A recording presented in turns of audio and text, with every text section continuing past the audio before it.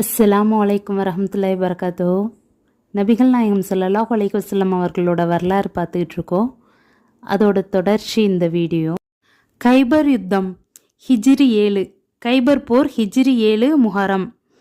கைபர் என்ற ஊர் மதினாவிலிருந்து வடக்கில் 80 மைல் தொலைவில் கோட்டைகளும் விவசாய நிலங்களும் அதிகம் உள்ள பெரும் நகரமாக முற்காலத்தில் விளங்கியது.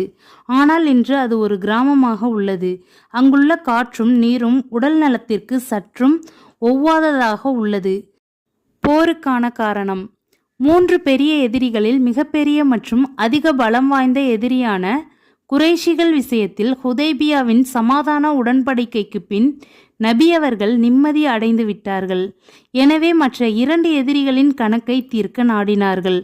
அப்போதுதான் அப்பகுதியில் அமைதியும் சாந்தியும் சமாதானமும் முழுமையாக நிலவ முடியும். அத்துடன் இரத்தம் சிந்தும் போர்